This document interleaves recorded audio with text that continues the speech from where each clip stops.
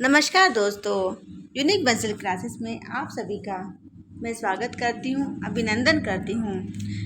आज हम UP triple SC video री एग्ज़ाम हिंदी का प्रैक्टिस सेट 4 लेकर आए हैं। इससे पहले 3 प्रैक्टिस सेट को अपलोड कर दिया गया है। अगर आप हमारे चैनल पर नए हैं तो प्लीज़ पहले उन 3 प्रैक्टिस सेट को भी आप देख लीजिए और हमारे चैनल को सब्सक्राइब कीजिए। तो चलिए बिना देरी के हम प्रैक्टिस सेट 4 हल करते हैं। ये सभी प्रश्न बहुत ही अच्छे हैं और इम्पॉर्टेंट हैं। आप सभी इन प्रश्नों को बहुत अच्छे से हल करेंगे और ईमानदारी पूर्वक सॉल्व करेंगे। मुझे पूरी उम्मीद है ये प्रश्न आपकी तैयारी में रामबाण सिद्ध होंगे। तो चलिए बिना देर करे शुरू करते हैं। इसमें एक गद्यांश दिया गया है जिस पर आधारित 5 प्रश्न हैं। नीचे दिए गए गद्यांश को पढ़कर पूछे गए प्रश्नों के उत्तर दीजिए। गद्यांश पढ़िए। प्रेम की भाषा शब्द रहित है, नेत्रों की, कपोलों की, मस्तक की भाषा भी शब्द रहित है, जीवन का तत्व भी शब्द से परे है।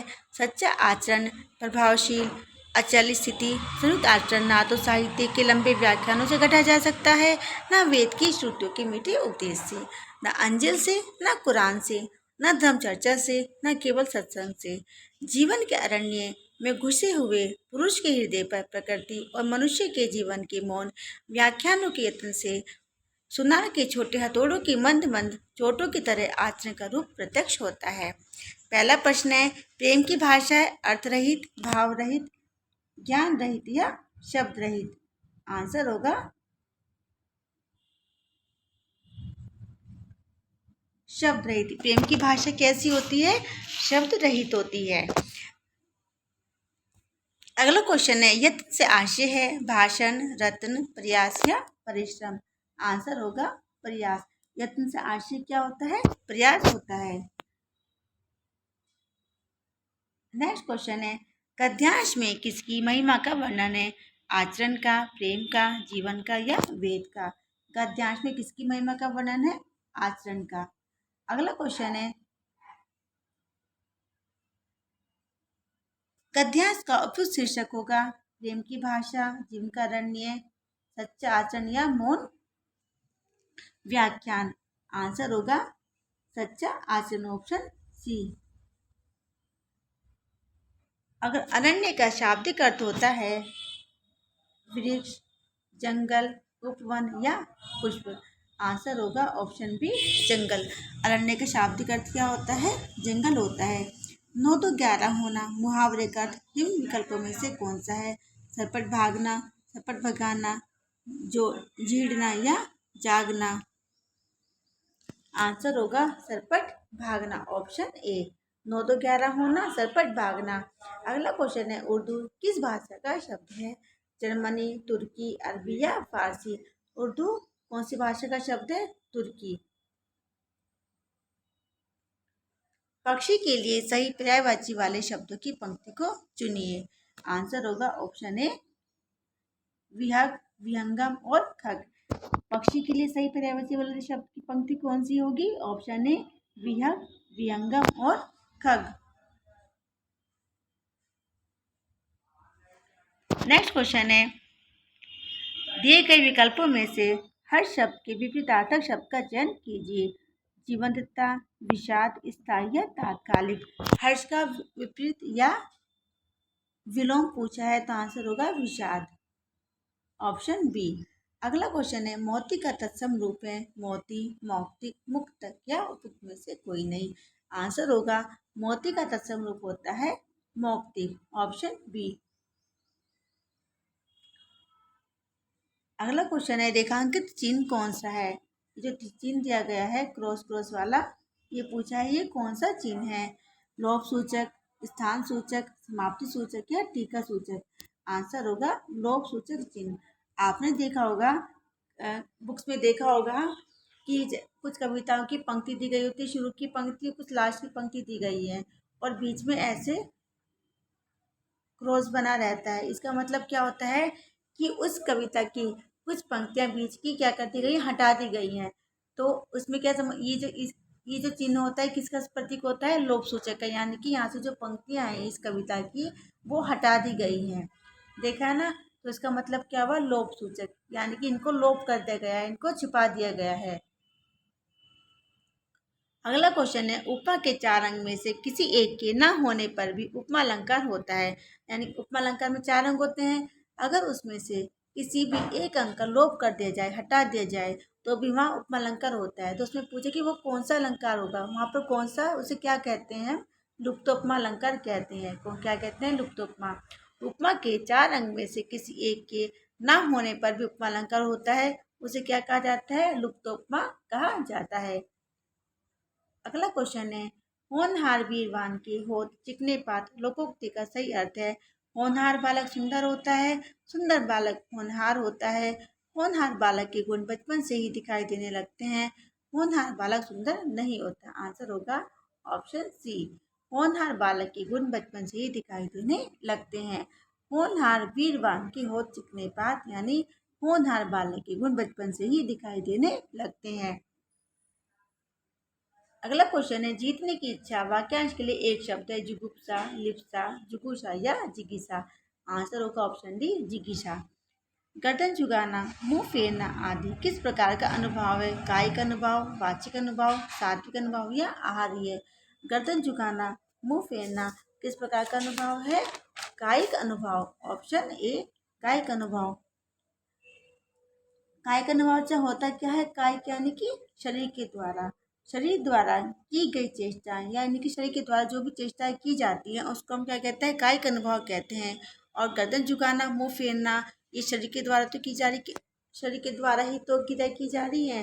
जैसे आप गर्दन झुका रहे हैं, शरीर के द्वारा हो रहा है, मुंह फेरना है, तो यहाँ पर कौन सा अनुभव हो जाएगा, कायिक अनुभव हो जाएगा। यह रस विचार का एक भाग होता है। अगला क्वेश्चन है, रत्नाकर का संधि विच्छेद होगा, रत्न आकर, रत्न आकार, रत्नाकर या रत्न आकर। आंसर होगा रत्न और आकर, रत्नाकर। रत्नाकर में संधि कौन सी है,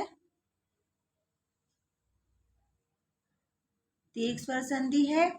और यहाँ पर किसका वो मिला, किसका मेल हुआ है, ए और आ का मिलकर क्या बना है, दीर्घ आ हुआ है। तो यहाँ पर से स्वर संधि कौन संधि है, दीर्घ स्वर संधि। अगला क्वेश्चन है, कौन सा वर्ण स्पर्श, दंत्य, सघोष तथा अल्पप्राण है। त,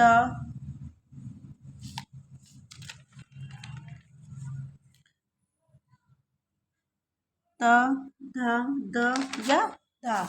आंसर होगा ऑप्शन ए, ऑप्शन सी, दा। ता कौन सा वर्ण है, स्पर्श भी है, दंती भी है, सघोष भी तथा अल्पप्राण भी है। धा आपका महाप्राण है और धा भी आपका महाप्राण में आता है। ठीक है, अल्पप्राण कौन सा है, दा आपका अल्पप्राण है और ये कौन से वर्ग का है, ता वर्ग का व्यंजन है। ठीक है। अगला क्वेश्चन है, उपसर्ग रहित शब्द है, विहार, विचार, विकार या वित्तीय। आंसर होगा वित्तीय। वित्तीय कैसा शब्द है, उपसर्ग रहित है, वित्तीय में कोई भी उपसर्ग नहीं लगा है, ये पूरा का पूरा एक ही शब्द है। जबकि विहार, विकार और विचार में उपसर्ग लगा है। कौन सा उपसर्ग लगा है, यहाँ पर भी उपसर्ग लगा है। विहार, विचार, विकार में भी उपसर्ग लगा है और वित्तीय में कोई भी उपसर्ग नहीं है। तो इसलिए आंसर कौन सा होगा, ऑप्शन डी, वित्तीय। नेक्स्ट क्वेश्चन है, एक राम घनश्याम हित चातक तुलसीदास उपयुक्त पंक्ति में कौन सा अलंकार है, रूपक, उपमा, श्लेष या उत्प्रेक्षा। आंसर होगा रूपक अलंकार। रूपक अलंकार क्या होता है, जहाँ उपमेय उपमान को एक ही मान लिया जाता है वहाँ पर रूपक अलंकार होता है। यहाँ पर राम और घनश्याम को एक ही मान लिया गया है, यानी कि दोनों में एक रूपता दिखाई गई है, इसलिए यहाँ पर कौन सा अलंकार हो गया है, रूपक अलंकार हो गया है। अगला क्वेश्चन है, जिसकी कोई उपमा न दी जा सकेगी, एक शब्द होगा अनुपम, अल्पज्ञ, ज्ञानी और अनुयायी। आंसर होगा अनुपम। जिसकी कोई उपमा न दी जा सके, एक शब्द होगा उसके लिए अनुपम। अगला क्वेश्चन है, इनमें से अशुद्ध वर्तनी का शब्द है, चरमोत्कर्ष, वांगम्य, पुनरुत्थान, हिरण्यकश्यपु। आंसर होगा हिरण्यकश्यपु। वांगम्य, चरमोत्कर्ष, पुनरुत्थान ये तीनों शुद्ध शब्द हैं, जबकि हिरण्यकश्यपु आपका अशुद्ध शब्द है। सही बनेगा ये।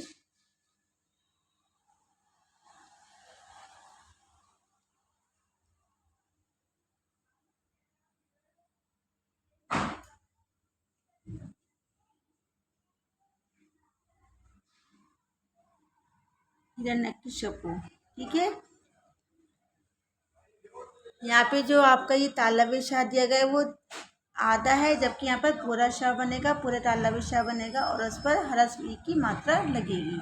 ठीक है, जो आपका शुद्ध शुद्ध होते हैं इनको अच्छे से कर लीजिएगा, एग्जाम में बहुत पूछे जाते हैं। नेक्स्ट क्वेश्चन है, निम्नलिखित शब्दों में से कौन सा शब्द विशेषण है? शासन, अनुशासन, अनुशंसा या अनुशासित। आंसर होगा अनुशासित।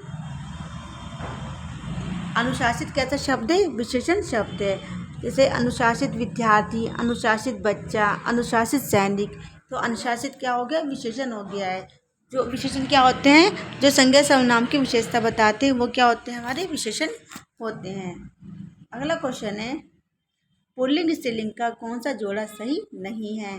देव देवी, मामा मामी, कांत कांति, गदा गदी। आंसर होगा ऑप्शन सी कांत कांति। कांत कांति नहीं होती, क्या होता है? कांत और कांत, कांता होता है, कांति नहीं। कांति अशुद्ध शब्द है, कांता आएगा यहाँ पर। अगला क्वेश्चन है, निर्वेद किस रस का स्थायी भाव है? भयानक का, विभत्स का, भक्ति का या शांत का? तो निर्वेद किस रस का स्थायी भाव है? शांत का। अगला क्वेश्चन है, हिंदी भाषा की कौन सी लिपि, हिंदी भाषा को कौन सी लिपि में लिखा जाता है? गुरुमुखी लिपि, बंगाली लिपि, देवनागरी लिपि या तमिल लिपि? आंसर हो जाएगा गुरुमुखी लिपि। हिंदी भाषा की लिपि कौन सी है? गुरुमुखी लिपि है। सॉरी, हिंदी भाषा की लिपि कौन सी है? देवनागरी लिपि है।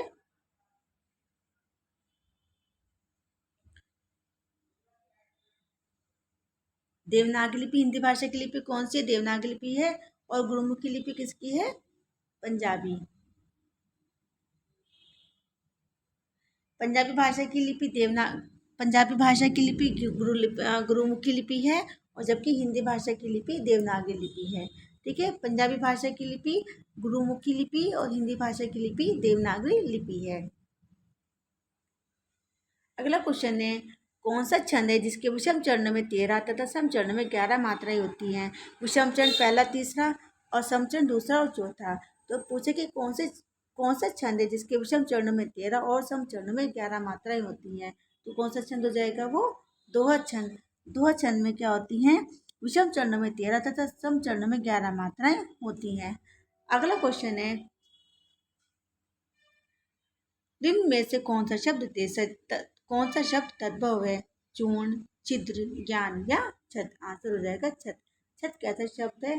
तद्भव शब्द है। बाकी चूर्ण, छिद्र, ज्ञान ये तत्सम शब्द हैं। छत तद्भव शब्द है। छत का जो तत्सम है वो क्या बनेगा? छत बनेगा ये वाला। ठीक है,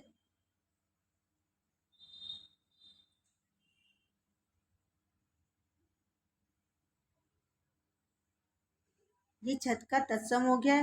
चूर्ण, छिद्र और ज्ञान ये सब तत्सम शब्द हैं। चूर्ण का बनेगा तद्भव, चूरण, और ज्ञान का बनेगा ज्ञान, और चित्र का बनेगा छेद। ठीक है, जो आपको तत्सम तद्भव जो अलग से बताएगा इसको भी नोट कर लीजिएगा। अगला क्वेश्चन है, मैं श्री रामचंद्र जी के चरण कमल की वंदना करती हूँ। रेखांकित शब्द किस समास का उदाहरण है? चरण कमल किस समास का उदाहरण है? कर्मधारय समास। कर्मधारय समास में विशेषण विशेष्य होता है, और चरण कमल में भी क्या है? विशेषण और विशेष्य दिया गया है। यहाँ पर कौन सा उदाहरण हो गया? सॉरी, यहाँ पे कौन सा समास हो गया है? कर्मधारय समास। निम्नलिखित में से अव्यय है? भारत, श्याम, आ या दक्षिण? आंसर हो जाएगा ऑप्शन सी आ। आ कैसा शब्द है? अव्यय है, यानी कि विस्मयादि सूचक शब्द है। और बाकी जो भारत है, श्याम है, दक्षिण है, वो किस तरह के शब्द है? वो संज्ञा शब्द हैं। अगला क्वेश्चन है, वर्तनी की दृष्टि से कौन सा शब्द सही है? आंसर हो जाएगा ऑप्शन बी स्वातंत्र्य। नेक्स्ट क्वेश्चन है, निम्न में प्रेरणार्थक क्रिया है? समझना, बुलवाना, बैठना या सुनना? आंसर हो जाएगा बुलवाना। जो क्रिया हम किसी द्वारा करवाते हैं उसको हम क्या कहते हैं? प्रेरणार्थक क्रिया। अगला क्वेश्चन है, शासकीय पत्र के संदर्भ में कौन सा कथन गलत है? गलत पूछा है। पत्र के सबसे ऊपर पत्र संख्या लिखते हैं, पत्र संख्या के ऊपर तिथि लिखी जाती है, पत्र के बाईं ओर सेवा में लिखा जाता है। संबोधन महोदय बाईं ओर लिखा जाता है। आंसर हो जाएगा ऑप्शन बी। पत्र संख्या के ऊपर तिथि नहीं लिखी जाती है, नीचे लिखी जाती है। कहाँ पर लिखी जाती है? नीचे। यहाँ पे ऊपर गलत लिखा है। नेक्स्ट क्वेश्चन है, कौन सी विषयक संधि नहीं है? यानी कि 3 विषयक संधि का उदाहरण है और एक ऐसा है जो कि विषयक संधि का उदाहरण नहीं है। शिरोमणि, मनोयोग, संतोष और बहिष्कार। आंसर हो जाएगा संतोष। संतोष में विषयक संधि नहीं है। कौन सी संधि है? व्यंजन संधि है। और संतोष का संधि विच्छेद क्या बनेगा? सम और तोष। ठीक है। नेक्स्ट क्वेश्चन है, मथुरा और वृंदावन में मुख्यतः कौन सी भाषा बोली जाती है? तो कौन सी बोली जाती है? ब्रिज भाषा। मथुरा और वृंदावन में ब्रिज भाषा बोली जाती है। अगला क्वेश्चन है, सवैया के संदर्भ में कौन सा कथन गलत है? सवैया एक मात्रिक छंद है। इसके चरण 22 से 26 वर्णों तक के होते हैं। सुंदरी सवैया का एक प्रमुख भेद है। ब्रिज भाषा का ये बहुप्रचलित छंद है। तो सवैया किस प्रकार का छंद है? मात्रिक छंद नहीं है। ये कौन सा छंद है? वर्णिक छंद है। यानी कि इसमें मात्रा नहीं वर्ण गिने जाते हैं। ठीक है। अगला क्वेश्चन है, दिए गए विकल्पों में से सही का चयन कर एक स्थान को भरे। धन के डैश में आज भी कुछ लोग डैश बन जाते हैं। क्या बन जाते हैं? धन के लालच में।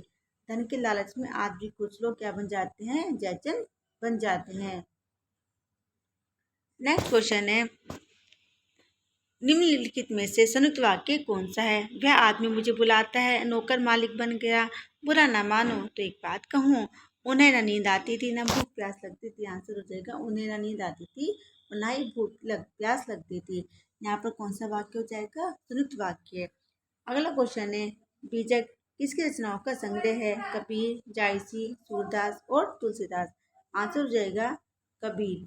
बीजक कबीरदास की रचनाओं का संग्रह है। अगला क्वेश्चन है, प्राधिकारी के लिए सटीक अंग्रेजी शब्द है। Option B authority. प्राधिकारी अथॉरिटी। नेक्स्ट क्वेश्चन है,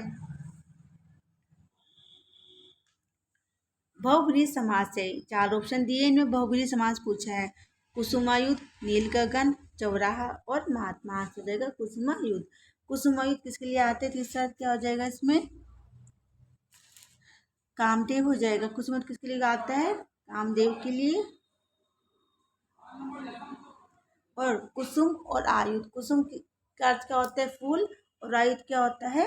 हथियार। कुसुम है आयुध जिसके, यानी कि पुष्प है, हथियार जिसके, वो कौन हो गया? कामदेव। कुसुम यानी कि फूल, फूल है हथियार जिसके, आयुध हथियार। कुसुम है आयुध जिसके अर्थात कामदेव। चौराहा में द्विगु समास हो जाएगा। नील गगन में कर्मधारय समास होगा। नेक्स्ट क्वेश्चन है, अव्यवस्थित वाक्य खंडों से क्रमबद्ध वाक्य बनाइए और उचित क्रम चुनिए। जो यहाँ पर वाक्य दिए गए वो सभी के सभी क्या है? अव्यवस्थित है और अक्रमबद्ध है। इनको हमें क्या करना है? क्रमबद्ध लगाना है और उनको व्यवस्थित करना है। ऑप्शन है, भारतीय बिना हिंसक विरोध के शुरू से ही सहते आर्थिक और सामाजिक अन्याय को चले आए हैं। तो क्या बनेगा इसमें? शुरू से ही आर्थिक और सामाजिक अन्याय को बिना हिंसक विरोध के भारतीय सहते चले आए हैं। तो ऑप्शन डी क्या बनेगा? ऑप्शन डी सही आंसर हो जाएगा। फिर से देख लीजिए, शुरू से ही आर्थिक और सामाजिक अन्याय को बिना हिंसक विरोध के भारतीय सहते चले आए हैं। अगला क्वेश्चन है, पश्चिम प्रत्यय म, अम, इम या चम। कौन से प्रत्यय जाएगा? इम। पश्चिम प्रत्यय हो जाएगा इम और मूल शब्द क्या हो जाएगा? पश्च, यानी कि पीछे। और इम क्या बन गया? पश्चिम। नेक्स्ट क्वेश्चन है, मध्यम पुरुष का उदाहरण है मैं, तुम, वह या वे। आंसर हो जाएगा तुम। मध्यम पुरुष का उदाहरण कौन सा होता है? तुम। और मैं कौन से पुरुष का उदाहरण है? उत्तम पुरुष का। नेक्स्ट क्वेश्चन है, हिंदी में कारकों की संख्या कितनी है? 8, 6, 12 या 10। आंसर हो जाएगा 8। हिंदी में 8 कारक होते हैं और संस्कृत में 6 कारक होते हैं। हिंदी में 8 कारक कौन कौन से होते हैं? देख लीजिए एक बार। कर्ता कारक, कर्म कारक, करण कारक, संप्रदान, अपदान कारक, संबंध कारक, अधिकरण कारक और संबोधन कारक। हिंदी में कितने कारक हो गए? 8 कारक हो गए। हिंदी गद्य का सर्वप्रथम युग किसे माना जाता है? शुक्ल युग, भारतेंदु, द्विवेदी युग या प्रेमचंद युग? आंसर हो जाएगा भारतेंदु युग। भारतेंदु युग को हिंदी गद्य का सर्वप्रथम युग माना जाता है। नेक्स्ट क्वेश्चन है, उत्कृष्ट का निम्न में से कौन सा सही विलोम शब्द है? तो उत्कृष्ट का विलोम क्या हो जाएगा? निकृष्ट। क्या हो जाएगा? निकृष्ट। अगला क्वेश्चन है, कमल के फूल पर भौरे मंडराते हैं, वाक्य के रेखांकित शब्द का पर्यायवाची नहीं है। भौरे, भौरे का पर्यायवाची पूछा है तो नहीं है। मधुकर, मधु, जलज या भ्रमर? आंसर हो जाएगा जलज। जलज किसका पर्यायवाची है? कमल का। अगला क्वेश्चन है, सीता ने कहा था यह वाक्य किस काल में है? सामान्य भूतकाल, अपूर्ण भूतकाल, संदिग्ध भूतकाल या पूर्ण भूतकाल? आंसर हो जाएगा पूर्ण भूतकाल। सीता ने कहा था यानी कि वो कहाँ चला गया? भूतकाल में चले गए, वो भी कौन सा? पूर्ण भूतकाल। सीता ने कहा था पूर्ण भूतकाल। अगला क्वेश्चन है, निम्नलिखित में से कौन सा शब्द हरि की जगह प्रयुक्त नहीं किया जा सकता? मेंढक, घोड़ा, सर्प या कामदेव? कौन सा प्रयुक्त नहीं किया जा सकता? कामदेव। कामदेव को हरि की जगह प्रयुक्त नहीं किया जा सकता, जबकि मेंढक, घोड़ा और सर्प इन तीनों को हम हरि की जगह प्रयुक्त कर सकते हैं। अगला क्वेश्चन है, निम्नलिखित में से कौन सा शब्द देशज है? खीर, काम, मक्खन या शांति? देशज शब्द कौन सा हो जाएगा? मक्खन। देशज शब्द कौन सा हो जाएगा? मक्खन। खीर और काम, खीर और काम तद्भव शब्द हैं। खीर का तत्सम हो जाएगा शीर और काम का तत्सम हो जाएगा कर्म। ठीक है, जो खीर और काम दिया गया है वो तद्भव शब्द है। खीर का तत्सम हो जाएगा शीर और काम का तत्सम शब्द हो जाएगा कर्म। और जिसमें पूछा है कि देशज शब्द कौन सा है? मक्खन कौन सा शब्द है? देशज शब्द है। आज की क्लास में हम इतने क्वेश्चन करेंगे, बाकी क्वेश्चन हम नेक्स्ट क्लास में करेंगे। आपको अगर वीडियो अच्छी लगी है तो प्लीज़ क्लास को लाइक और शेयर करेंगे, और अगर आप हमारे चैनल पे नए हैं तो प्लीज़ प्लीज़ प्लीज़ हमारे चैनल को सब्सक्राइब करिए। आप अगर हमारे चैनल को सब्सक्राइब करते हैं और क्लास को लाइक करते हैं तो हमें बहुत ही मोटिवेशन मिलता है, हम बहुत मोटिवेट होते हैं। तो प्लीज़ हमें मोटिवेट करने के लिए, हमें आगे बढ़ाने के लिए हमारे चैनल को सब्सक्राइब कीजिए और वीडियो को लाइक करिए। आपका बहुत बहुत धन्यवाद। Thank you. आपका दिन शुभ हो।